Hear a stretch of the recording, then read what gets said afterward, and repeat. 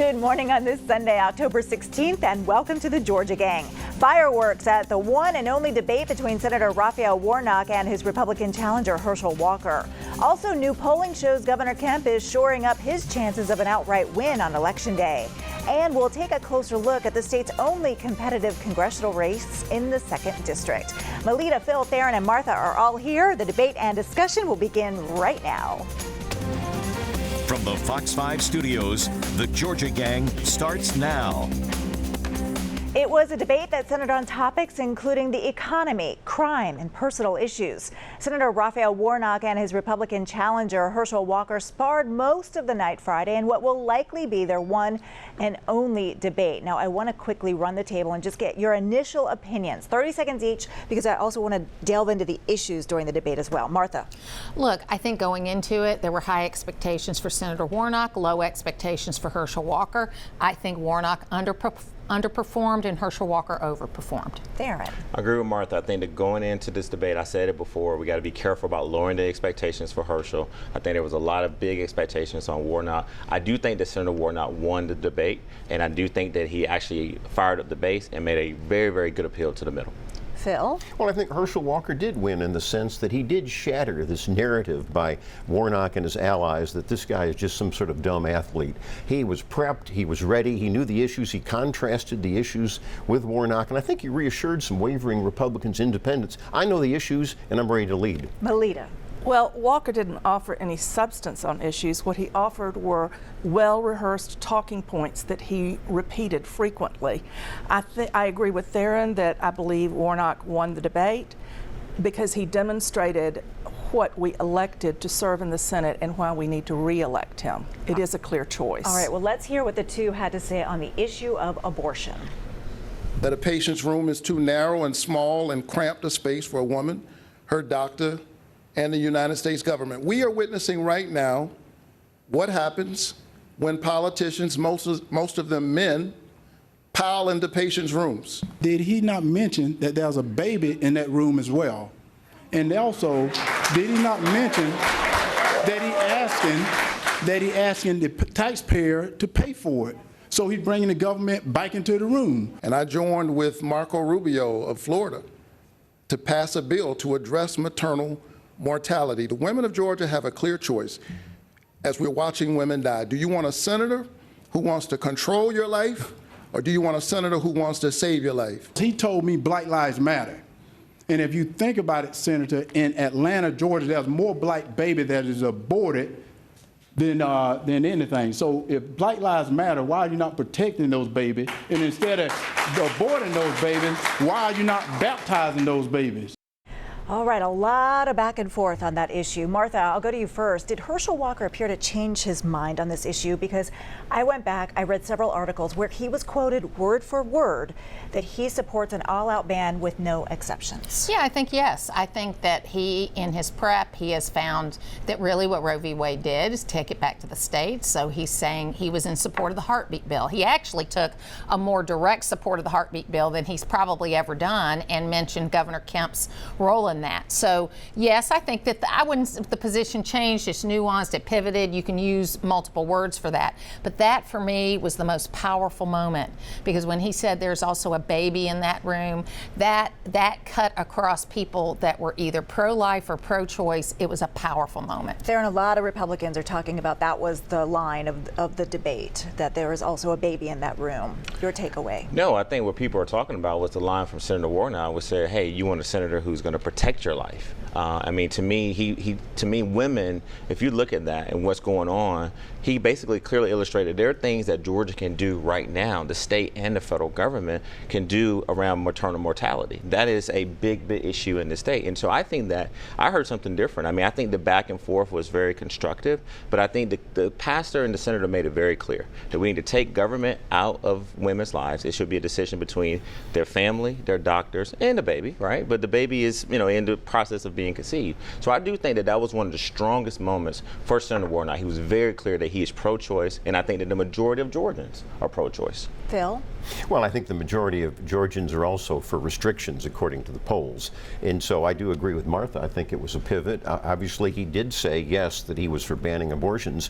But then I think, why would he not support Georgia's bill and commend Brian Kemp? But I do think inflation and the other issues that went on, and I said there was a great contrast between some of the radical, reckless positions like the votes for all these inflationary $4 trillion in 2 years. Warnock didn't really want to address that. He kept touting the Inflation Reduction Act, which I had to laugh throughout the show because it wasn't an Inflation Reduction Act. Just this past Thursday, we had the highest inflation rate in 40 years. Melita, I want to also go back to the issue of abortion because Herschel Walker also said that the story that he paid for a woman's abortion was a lie. Do you think this story has made an impact on voters? Because the polls show that this is really still a very close race. I think the story is definitely in the minds of many, many voters because it is what appears to be a lie when he continues to assert that it is a lie, because he's told so many. So why do we believe him when he denies this one thing, when he has such a habit of distorting the truth? But on the issue of abortion, I think Senator Warnock was correct to bring up the maternal mortality rate, because the current Georgia law, as it now stands, which will be debated in court in about 10 days, is causing great confusion amongst healthcare providers as to how they can handle certain complications of pregnancy, because that law is poorly written and unclear about how doctors can practice medicine. Martha? I mean, Senator Warnock continued to say that he didn't want the government involved, but he does want the government involved. He would like to have an overarching federal law that is passed. He would like to have the federal government pay for abortions. And that is one thing that you talk about, a long-standing precedent. The Hyde Amendment is a long-standing precedent that federal dollars should not be spent on abortions, because there is a split. While you say most people are pro-choice, I would say most people are pro-life, but they want some sort of exceptions involved and some limitations. And I think you and I have a similar definition of what those, even though we're using different words, we think that there should be some exceptions, that there should be things involved. Yeah, I want to pivot for a moment here and just say, look, the thing that I think voters will not tolerate is the hypocrisy. And because let's not let our viewers go away from this. Herschel Walker has spent months of his campaign saying that he supports an all-out ban on abortion, right? For no exceptions, not incest, not rape, none of that. He literally stood up there on the debate stage and lied. And he basically said that, you know, I do support the heartbeat bill, which is different. I mean, so I think that, to me, you got to, you know, clearly the gentlemen definitely displayed their faith and what they believe as far as their definition of pro-life versus pro-choice. But I think that we have to point out the hypocrisy in Herschel Walker's statement. Phil? You can support both those positions without being a hypocrite. He's going to be a U.S. Senator, Herschel Walker, and if he wants to vote on an overall ban, that's his right, whether you agree with it or not. But if he's talking about the state level, he can support the heartbeat bill. I don't see any hypocrisy at all. But the question was about his comments about all-out federal. Well, yeah, ban. but he's explaining it all. Let's move on, because clearly Herschel Walker came out swinging. He was on the attack. Let's go to the issue of crime, where Walker got scolded by the moderator for violating the debate rules. To hear Senator Warnock talks about supporting law enforcement is sad, because he's called them names. And because of the name calling he's done, the morale is down, recruitment is down, only because of what he's done. He's empowered criminals to think they're better than the police. We will see time and time again tonight, as we've already seen, that my opponent has a problem with the truth. And just because he said something doesn't mean it's true. I have supported our police officers. I've called them and I've prayed with their families. And you know what's so funny? I am with many police officers, and at the same time, Mr. Walker, Mr. Walker, Mr. Walker, Mr. Walker, excuse me, Mr. Walker, please, out of respect, I need to let you know, Mr. Walker, you are very well aware of the rules tonight. Yes. And you have a prop. Yes. That is not allowed, sir. I ask you to put that. That was kind of one of the more humorous moments, I think, of the Yes. debate. But Darren, let me ask you, because Republicans are calling this a win for Herschel Walker because he didn't bomb. As you said, expectations were set, and he got in a few jabs at Senator Warnock. Look, Herschel Walker set the expectations so low. I mean, you remember, we were talking about this a few weeks ago. Oh, I'm going to go in here and Senator Warnock is going to destroy me. He's going to wear these fancy suits and all that different thing. Well, clearly, you know, I think that while I still stick by that Senator Warnock won the debate, you got to also just say, hey, Herschel did better than most people expected. However, go back to the clip. And this fact that he's actually using, I want to make sure I, quote this right, an honorary police badge, right? And Martha and I was having a conversation on whether he was impersonating as a police officer or not. But Martha, he just said there, I am. I mean, if you take something out of your pocket and say, I am something, to me, that's a definition of impersonating that you are an actual law enforcement official. He's not a sworn law official. He basically got caught on tape for, I think, demonstrating maybe that he actually has worked with law enforcement and that he was a law enforcement. So again, I go back to the hypocrisy that we now got to hold him accountable, because while he got through the debate without bombing it, he did that, but we got to make sure that we fact check him and call out the lies. All right, So since he called my name, I'm going to ask for a rebuttal, okay? So you have 15 seconds. You have 15 seconds and no props. That's right. So look, he shouldn't have pulled that out. I'll give you that, okay? But here's the thing. If we're going to call people liars who are politicians, and that's not just a word you've used, that's the word that's been used all along, because they change their position during campaigns, then every single politician I've ever followed has done that, okay? So I think we need to be careful of the language that we use.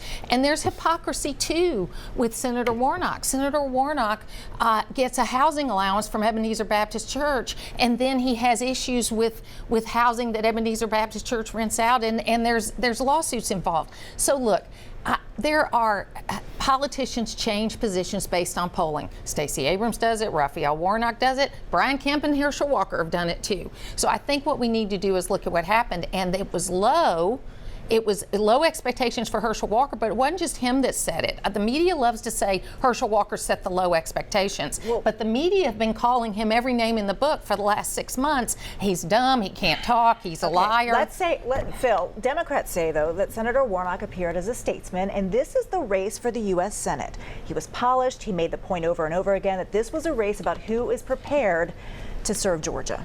Well, certainly Raphael Warnock is a very polished speaker. He's been giving sermons for years and years. But I have to go back to the prop. I actually think that he did work, I happen to know personally, with then Sheriff Neil Warren over at Cobb County Sheriff's Department. He gave lectures, he worked with officers. You can argue all day, yes, he wasn't an official sworn law officer, but in Sandy Springs, where I live, we have volunteers that help the police. Are they police officers? But secondly, just a quick point on the questioner. I mean, this sanctimonious questioner says follow the rules. She was breaking the rules all the time, giving 15 more seconds to Warnock all the time. I mean, so I just had to laugh at that follow the rules. The rules were already broken. I thought they did a good job. Melita. I think she deserves credit for trying to keep order at a time when Herschel Walker constantly interrupted, when the crowd broke the rules by applauding.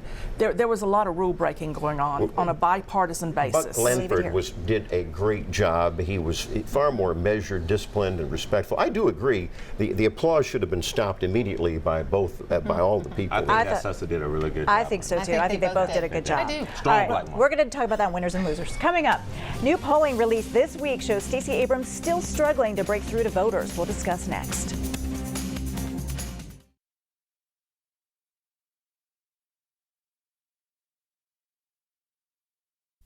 Have a question or comment for the Georgia Gang?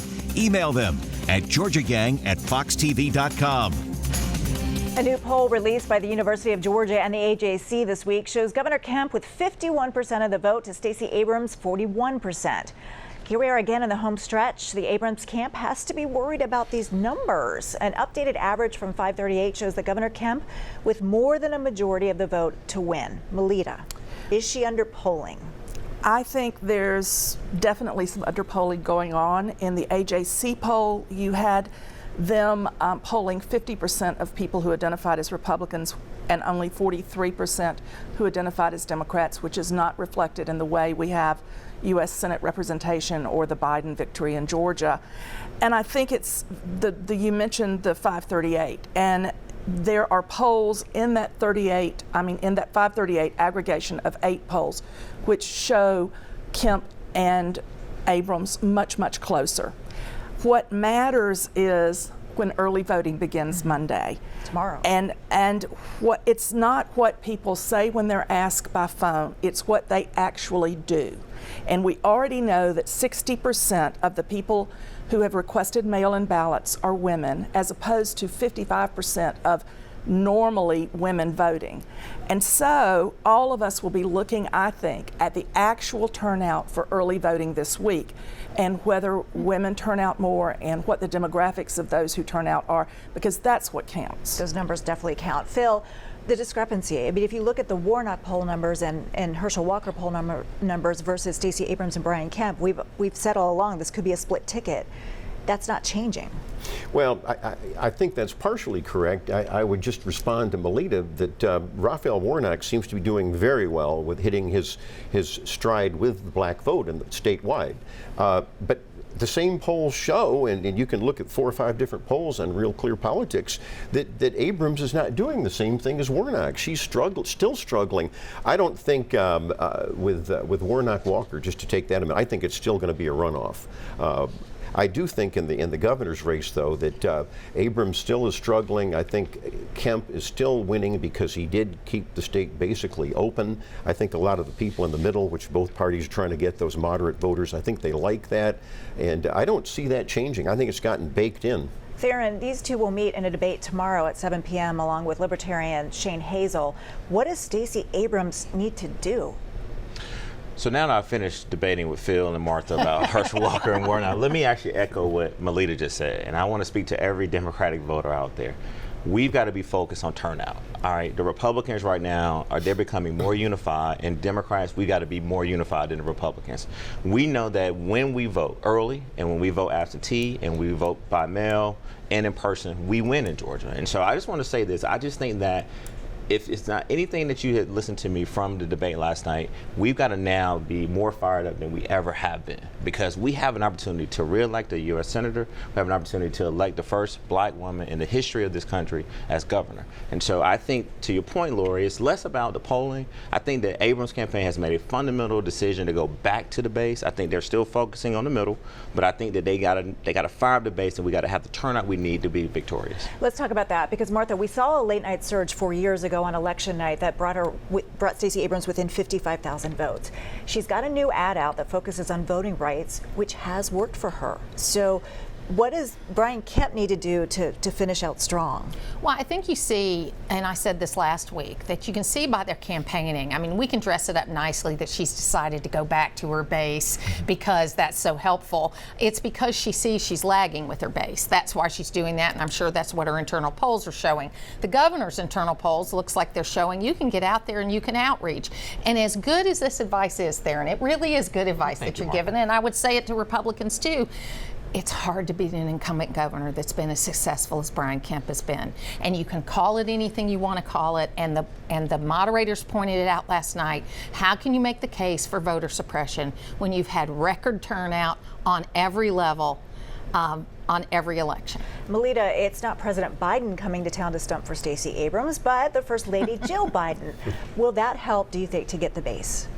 I think it will, although I think that was a fairly small event. But yes, I think Abrams has not shied away from being aligned with Biden because the Biden administration has sent a great deal of money to Georgia.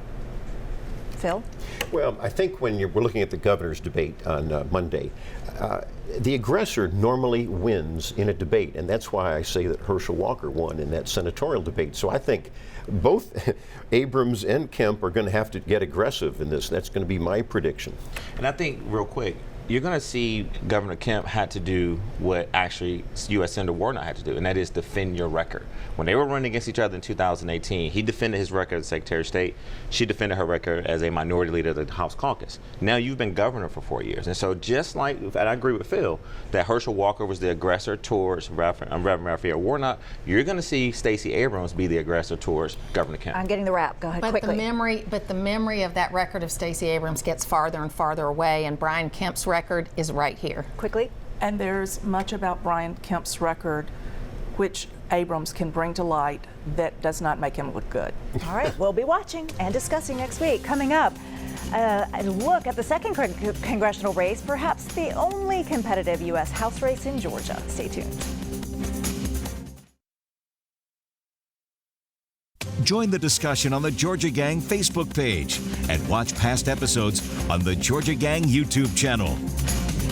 In the second congressional race, Congressman Sanford Bishop is in a battle against his Republican challenger, Chris West, after the district was redrawn to make it more evenly split among Republicans and Democrats. Theron, let's get your thoughts on this race. Well, I think the big point you made, Lori, is that this was a redrawn district. But I think that Congressman Sanford Bishop, number one, you want to talk about a statesman. This man has been in Congress for 30 years and is well respected on both sides of the aisles in Southwest Georgia. And yes, is he actually having to campaign harder than he's ever have in the history of being in that seat? Absolutely. But I am encouraging people to really just pay attention to his record. This is a Democrat who's worked across the aisle, who's been in very leadership positions to deliver for Southwest Georgia. Phil? Well, I was down in Albany just last Thursday giving a speech to the Rotary Club, and that was my voter focus group of the day. And it was basically a Republican crowd. They're going to go with most Republicans. But to Theron's point, Sanford Bishop in that second district, and that stretches from Albany all the way up to Columbus, has great constituent service, and he's provided, it's a lot of rural areas, a lot of farmers, he's provided a lot of aid. They like him. You see some of those white Republicans going to vote for Sanford Bishop, although I'm not going to underestimate Chris West, the Republican. If there's a really big Republican trend in this state, that could pull the Republican through. Melita? Well, I grew up in this district, and it's a very agricultural district, and Sanford Bishop has been a leader in agricultural policy. And it's very, very hard to defeat a 30-year incumbent from either party. Good point. All right, turning our attention now to the Fulton County elections, where we've learned the Carter Center will observe the election here in our own backyards. Now, Martha, the Carter Center has done this for decades in other countries, but not here in the U.S. Yes, and I am helping them with their Democracy Resilience Project, and what they're going to be doing is that kind of thing that they've done in the past, and what they're going to try to do is kind of move this out across the country in certain areas that are having difficulties, and to make sure things are fair. Theron? Well, I think it was a result of a lot of the claims on both sides from the 2018, 2020, and 2021 election. And so I'm glad to know that you're helping them out, Martha, because I do think, look, from a Democratic standpoint, I think we should have this supervision. We should have this oversight to make sure that election workers are doing it the right way. Phil, you've called for supervision of the Fulton County elections, and here it is. Yes, and I'm in favor of that. I mean, take DeKalb County, where we've had a lot of problems, along with Fulton, and there's not enough poll workers, I'm told, by the Republican Party, in DeKalb especially. So, yeah, I like those folks coming in there and watching them. I still think the state should have taken over Fulton County for all of the mismanagement and discrepancies and fraud that we've had for years and years, and they still can act as a check. I'm glad the Carter Center is doing this, but if things don't turn out right, we always have the state that could take over. Melita, final word. Well, I think it's great that Kathy Woolard is welcoming this, and I think it's wonderful for the Carter Center to bring the expertise from observation of elections in 113 countries to Fulton County. We'll leave it there. Coming up, everyone, winners and losers. Stay tuned. Time now for the week's winners and losers. I think most of us would agree, Phil, that the moderators for the Herschel Walker Senator Warnock debate were just our winners. Tina Tyus-Shaw and Buck Langford did a really outstanding job in very difficult circumstances. If you've ever done this, it's not easy, which I think you saw play out on Friday night. So, Melita, over to you. Well, we frequently mention crime on this show, and I think my winner of the week is the Atlanta Police Department for a seizure of $2 million worth of narcotics this week. Congratulations to the investigators and policemen who are keeping those drugs off the street. My loser this week is all of those candidates on both sides of the aisle who are refusing to participate in debates and refusing to give voters the opportunity to make direct comparisons. Good point. Phil. Well, I have to say that Unit 3 over at Plant Vogel near Waynesboro is going to be a winner because that's one of 2 nuclear reactors that are going to provide clean, safe energy and electrical reliability for the next 60 or 80 years, according to Georgia Power. I think that's great. And secondly, Joanne Macarena, you remember she was the head of the watershed department back during the culture of corruption during the Mayor Kasim Reed years. Well, she got nailed by a federal grand jury on bribery charges. She's going to the big house, and that's a win too, but she's the loser. All right, Theron. All right, on a more positive note, Clark Atlanta University's homecoming is this weekend, so definitely want to give a shout out to all my alumni from Clark Atlanta University. Also want to give a big shout out to Greg and Tish Leaks. I saw them at the Mayor's 5K run at the Atlanta airport. They shut down the runway. If you guys have never done it, it's a phenomenal job, so congratulations, B, and everyone at the airport for doing a wonderful job. And then lastly, Collie Greenwood was named as the sole finalist to basically become the new CEO of MARTA. I definitely want to wish him well, and I'm very excited about this choice. That's not an easy job either. All right, Martha. So my winner is Oconee County resident Jeff Hood, who is, I call him my roving reporter for the Martha Zoller Show. This guy goes everywhere. He has better contacts than I do, which is really hard to do, and he gets back to me all the time on stories. He just loves politics, and so he's a winner this week. Of course, another winner is Herschel Walker. He did better than anybody thought that he was going to do, so conversely, Raphael Warnock has got to be my loser. And there's a real challenge for progressives in this state because this ticket is very progressive. And depending on how they do, the Democrats may be doing a little soul searching. Any predictions for the debate on Monday? Brian Kemp will probably win. Yes. Yeah, these two would disagree. That's right. All right, we'll be watching. Thanks so much, everyone, for tuning in. We will see you again next week. Bye-bye.